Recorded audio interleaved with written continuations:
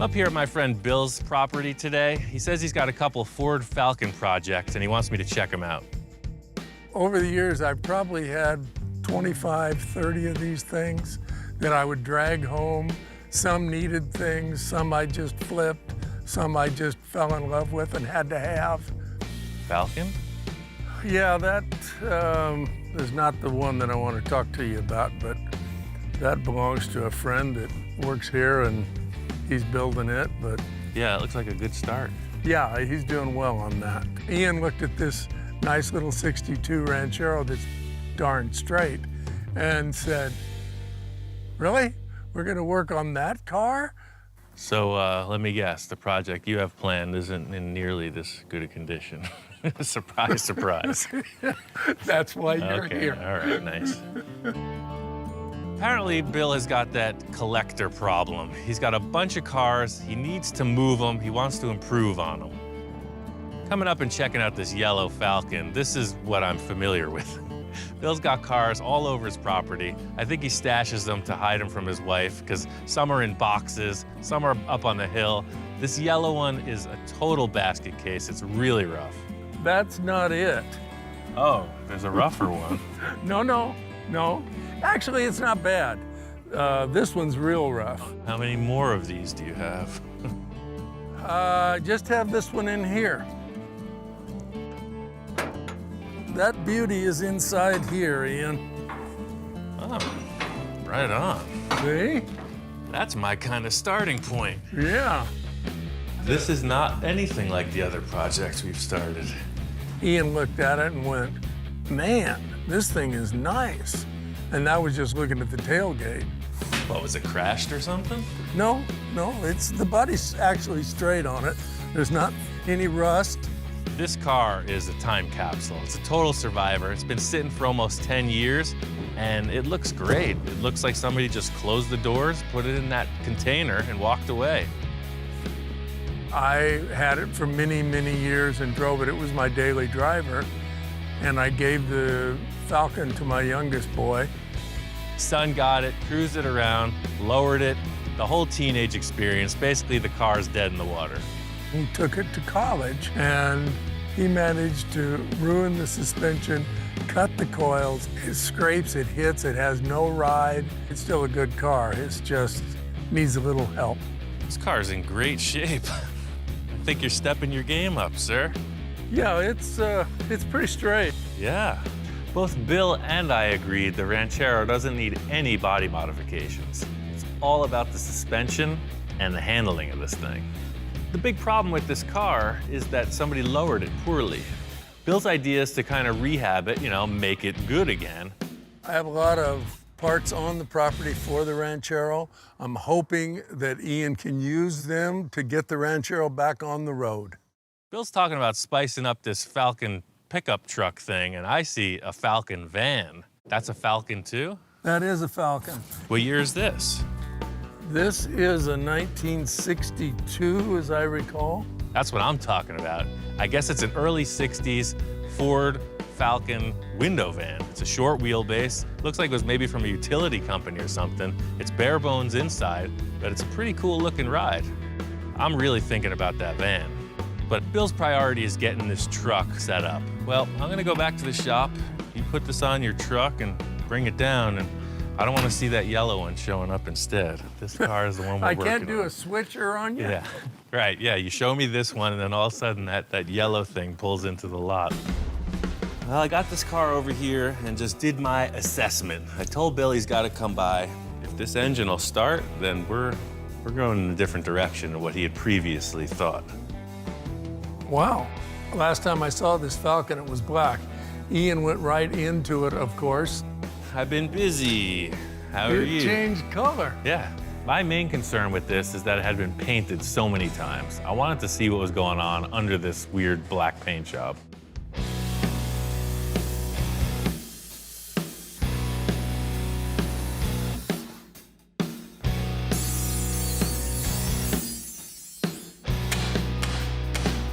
First order of business was to remove all the old suspension and cut out the strut towers to make room. The whole thing with this project is all the suspension's getting updated, so I'm just looking to get it out of the way. This is really exciting to me because it's going in a whole new direction. I want to get all these parts and put them together and see how it works.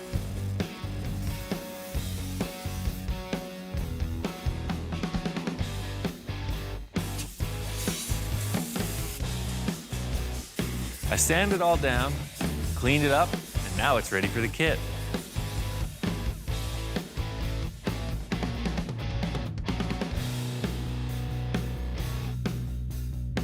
It was messy. I used the torch, the plasma cutter, the Sawzall. My job is done here. I got all the TCI parts in, and it's like Christmas morning. It's boxes and wrappers and laying out all the stuff. This stuff is totally pro race car looking suspension components. You got disc brakes, lowered spindles, adjustable coilover shocks, the whole 9 yards. The first order of business is to get this front suspension in place. There's a series of bolt holes and guides that you use to locate this, so there's really no measuring. It's pretty straight ahead. Just reinforce these chassis components and then go in with the cross member. The whole thing that's going on here is these plates are boxing over the existing chassis, and it's gonna make it super strong.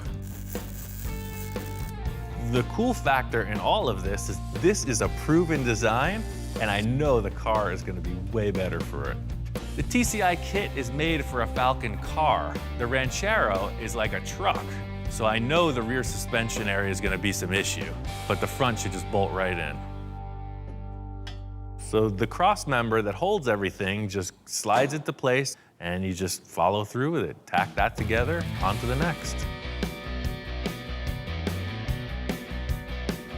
Having the cross member installed, the next step is the upper shock mounts. They locate with a little index mark. You square them up, weld them on. After that, the front sway bar mounts go in, and it's just a simple measure and weld. I'm used to working with old junk that I have to make fit. This is all brand new and fits perfectly. The most challenging part of this is the welding and setup. Every other component just bolts right into place. So this is the lower control arm. This is for the driver's side, and that's what goes in first. These mount the sway bar, which is those tabs I just put in. And let's do the passenger side. Everybody who has an old car wants it to drive better, add more power, right? That's hot rodding, and this is the same formula, 21st century style. The whole thing about the TCI suspension is it's completely custom. They call it a Mustang 2, but every part is custom. The coilover suspension ride height is adjustable with this dial here, vented and drilled brake rotors. Of course, a power rack and pinion steering.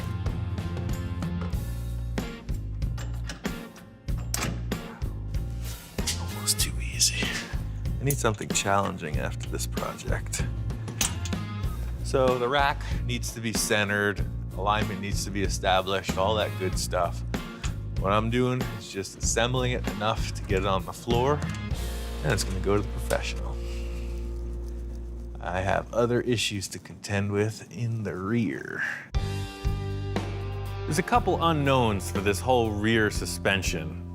TCI sent over a whole bunch of different components from 2 different kits, so I have to figure out what to use and how to modify them.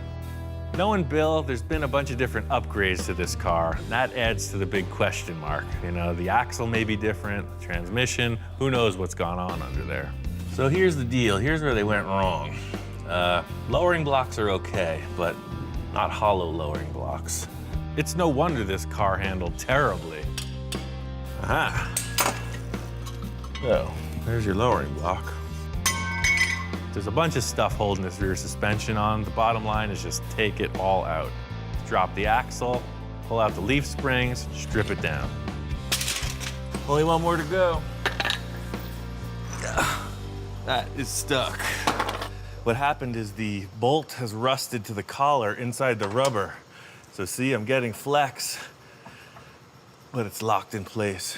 This is really bringing it home for me. This is the type of stuff I typically deal with on a project. The whole front side of this car just got me spoiled.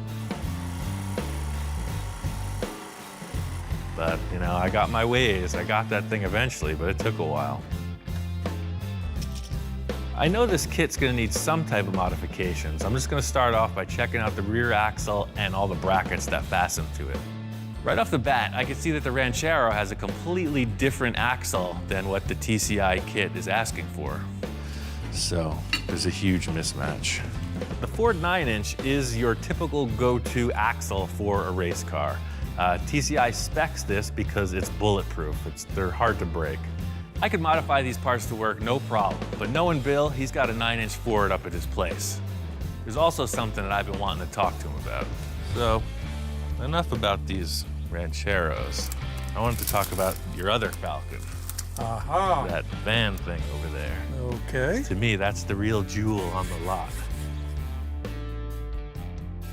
So ever since I came up here last time, this thing's been on my mind.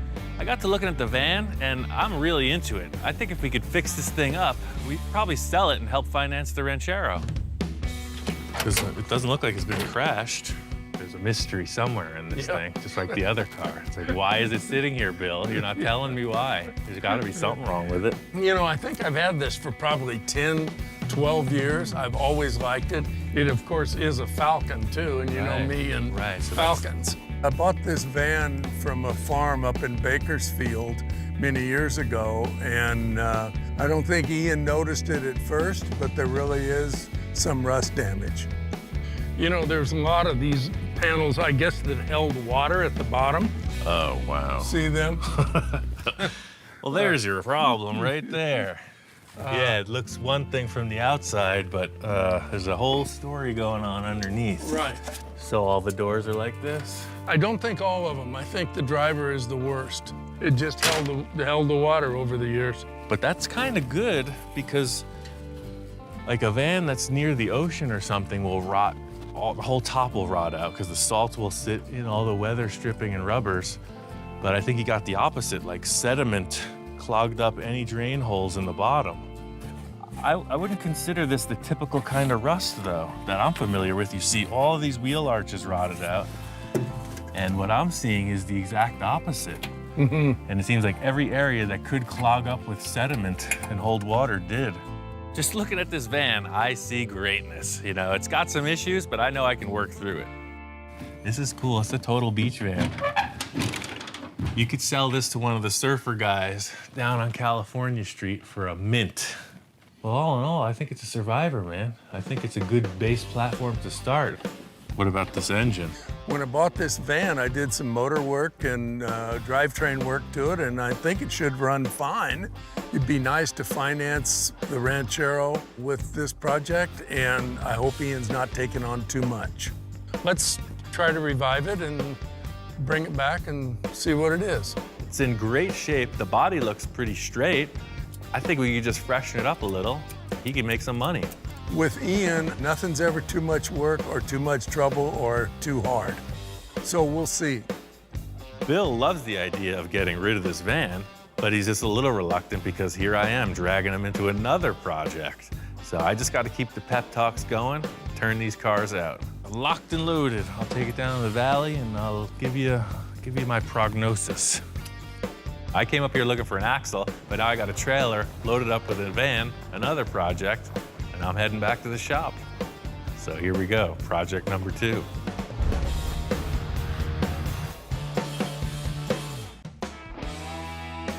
Got the van down to the shop. What's not to dig about this? It's a 62 Falcon van. And this thing is it's very cool. It's a short wheelbase, so that's desirable.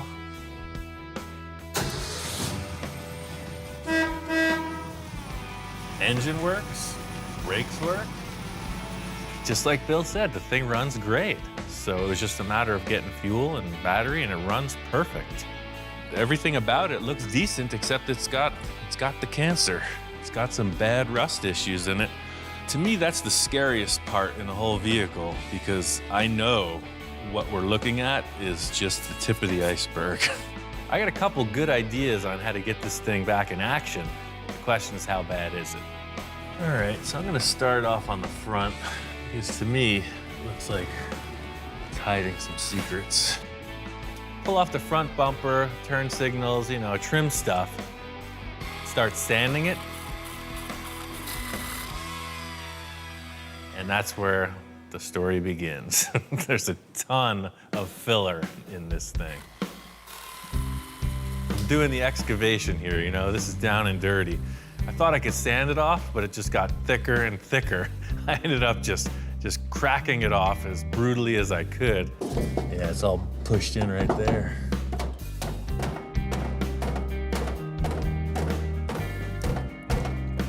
Even though the van looks pretty good, you see it's hiding secrets. Some of my time in Egypt spent doing exactly this type of operation. I'd say there's been a traumatic event. This van ran into something, and then it was repaired really poorly. The easiest solution would be to get a replacement panel, but I think I can just take this thing, reformulate it, and put it back into place. Yeah, there's definitely some issues here. So I cut this panel out, and I see an even bigger problem. Turns out the inner structure of the van is rusted out. This is your typical can of worms scenario. I was hoping I wouldn't have to get inside, but now we're in, and it's a mess. All of a sudden, it ain't so pretty, is it?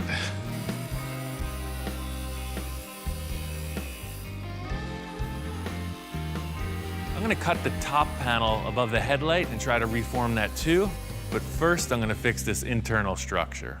I'm gonna cut this pillar off of this.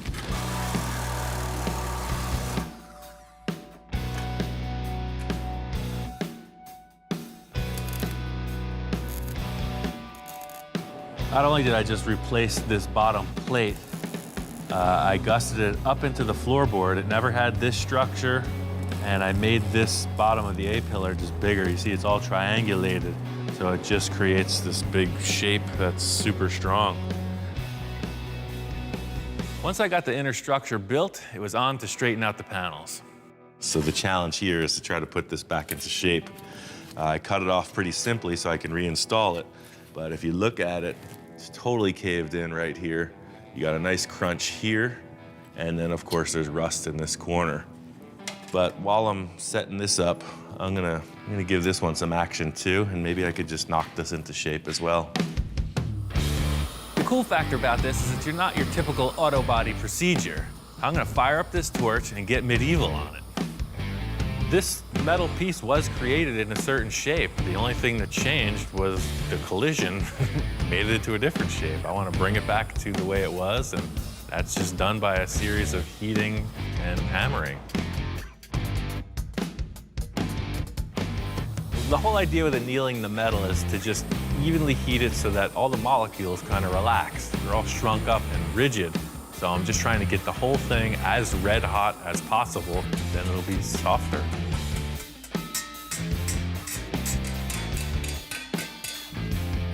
This is way better than it was. The whole idea is I'm just gonna fit it into place and then continue hammer and dollying it. The main point of the collision was obviously in this lower door hinge area, and it's way out of shape. So once I get the sheet metal skin on the front looking good, it's all about the door gap. Just gonna come in with another piece of sheet metal, fit it up, so structure's back. I'm really happy with the way that this metal repair worked out. I mean, this van was not even usable, truly. So structure's back, sheet metal skin is on, a little filler, and it's on to primer and paint. I need to get the Ranchero to be a roller. It's got a long ways to go. I got this polyester style primer from Eastwood. Bill didn't have a 9-inch rear axle. He says the one that's in the car is in perfect working order. So I've come up with a plan that's just going to adapt the TCI brackets to the smaller axle housing. First thing I did was cut off the leaf spring perches and then sanded down the metal to just prep out the axle. The TCI kit is calling for a 3-inch diameter axle tube. This one is only 2 1/4. I'm gonna set up a couple steel plates and make an adapter so that their parts will fit right to this axle. There's really no concern with strength with this adapter. It's thicker material than their brackets, but really it's just about getting all the parts centered up properly. I got the brackets welded on. I'm just gonna get this axle painted and ready for installation. The thing is that I need to put this whole unit under the vehicle like this, assembled, so it's pretty bulky. My whole idea with installing this rear suspension is to mock it all up on the table, slide it under the car, and just see how it's gonna work out. I'm taking this approach because I wanna see what's gonna be close enough to work, what I need to modify, and how to go forward on this. This whole kit was designed to work together, so what I'm trying to do is just modify everything as little as possible. You know, the car works great as it is, the suspension works great as it is. I just gotta figure out how to put them together. You can see with my dual jack procedure, I'll be able to elevate this, plug it in. As soon as I lift this thing into place, I could see where the difference lies. Already I'm seeing an issue. The brackets going up that are meant to hit the floor are about 1 inch off. So you can see that this bracket is supposed to be right up against the floor, so it's just about that much. And you can see here, it's the same deal. So this is one thing that definitely needs to be modified. And the good news is that the wheelbase is proper. The axle is right above the bump stops, right where it was. So these dimensions are perfect. All I need to do is set this subframe up inside the car a little bit. The first order of business is this old bump stop that used to be a snubber for the differential. That was definitely in the way because the car is gonna ride so low. First order of business was cutting it off. Second, I just needed to drill a few holes to reposition the rear bracket where the arms locate. Once I did that, the rear fit up perfectly. It was time to move on to the front. All right, so the rear is one thing, but the front is entirely another. This frame is wider than the Ranchero, and it's deeper. I got a plan. I call it a cutting disc, a Sawzall, and a welder. Watch me go. In really thinking this through, it seems like if I just cut off a bit of the front portion of the subframe connector, I should be able to make this fit, and by boxing it in, it'll make it even stronger.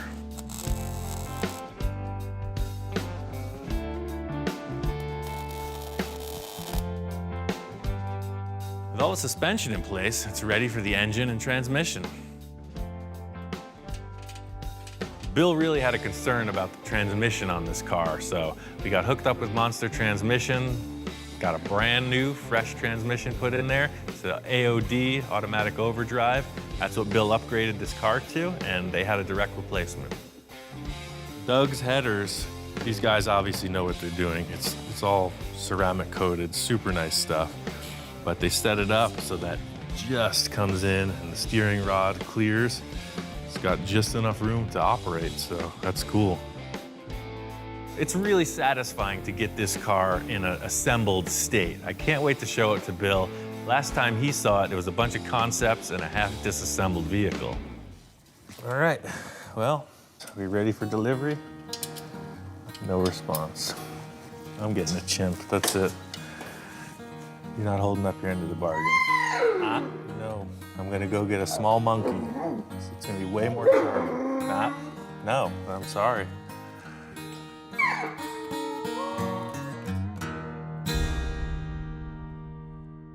Bill takes me to the upper level, you know, the storage spot, the semi-permanent collection. And first thing, cresting the hill, I see a table. It's very fast food. That's exactly what it is. That's the vibe you're going for. Yeah, my friend's uncle had a hamburger stand, and that's where that came from. I can make anything work, but looking at this, we're not building a drive-through burger joint. We're making a cool van. Good thing is, Bill says he's got plenty more things. He's got a couple shipping containers just full of stuff waiting to get put in this van. The old box of treasures. Yes, there's just everything in here. Digging around through the storage container, I'm seeing a washing machine, a space heater, a bunch of car parts, and he's got these two tabletops. This one's rough, but we can clean that up. But that's... Oh, it's like a Formica top. That's Right. the vibe we're going for. This one's kind of messed up. We can cut it and modify it, but... No, I think I got the winner right here. Oh, Look at this that's guy. That's exactly it. With Yeah. this yellow Formica. Well, that's perfect. I mean, it's got that 60s flavor, especially with the metal edge and the Formica. I see no reason why we shouldn't make this work. I can build a couple benches, and we'll use this tabletop. It's the centerpiece. It fits the era of the van. I want this van to be nice. The tabletop's looking good, but I want to put a whole new base on it, get a new pedestal and something to attach to the floor. That was part of my concern, is inside the van, you can see it's pretty cramped. So this table proportionally is pretty bulky. But it looks like if we drop it 6 inches easy, then you'll just have enough room to scoot in and sit in here. The van vibe is all about plush interior, carpeted surfaces. I'm gonna make a couple box shapes that will be storage, but they'll also be carpeted bench seats all along the side of the van. I'm choosing to build this out of 1-inch square tubing because it's strong, and I also have a bender that can make a nice radiused edge. In seeing the Formica tabletop, I knew this bender was gonna match that detail on the corner of the table perfectly. That's what I'm thinking. Use that milk crate as a mock-up, just for height. This is the standard mock-up procedure. You see it in everything I do. I got a couple shapes that represent the seats. They're gonna be mocked up on milk crates. Got a 5-gallon pail, an old tire, couple 2x4s, just stacking parts, seeing how they fit. All the high-tech spacing, you know, this is how they built the space shuttle, actually. You're not gonna have any basketball players in here, are you? No, that's great. I like that height. This is a pretty simple idea, but the whole goal here is to have Bill happy with the end result. I love the benches, Ian, and I really think this was a great call. So the whole mode for the interior on this is just get it done. Bill's got a bunch of stuff here that I can work with, and I'm just gonna try to pull through this as efficiently as possible. Ian and John have done a great job on the van. Bodywork, it needed a little more, of course, than we thought, but they've got it. And exciting today, Ian is bringing up the Ranchero. I haven't seen it before, and I'm majorly excited about seeing it. We're rolling to the lift, and I can see how the stance is gonna be. It's gonna be just awesome. I haven't really got to look underneath yet, but I'm really excited about it. Up to this point, everything was hearsay. You know, Bill only saw the Ranchero a couple times, but bringing it back here, fully assembled, it's just cemented the fact. I think he's in my pocket. I think I got him. Let me show you what we got, sir. This isn't the Ranchero you're used to looking at. Behold, the new and improved. It's just amazing. Coilover shocks that are adjustable. Then to not modify the floor, they put this huge, they call it a torque arm. So the top of the differential comes down through these adjustable heim joint links, so you can adjust your pinion angle. Oh my gosh, this thing is gonna be like a sports car. This is gonna drive like a totally, totally different vehicle. Yeah, race car stuff. Look You're at not- this sway bar. Yeah. You remember your little Monte Right, Carlo right. bar? Well, this is gonna do it the right way. I think Bill was just kind of tripping out on how techy everything was. Well, you made it sound pretty simple, but This front end was simple. This was a one-day job. The rear and the center section were a bit more challenging because I had to modify the floors underneath. well, this is beautiful. I've never really looked at all these fancy suspension things. Now I got one, and I can look at my own, and pretty exciting. The only thing more exciting than seeing it today, which is pretty incredible, is the first time I fire it and get to drive it. Yeah,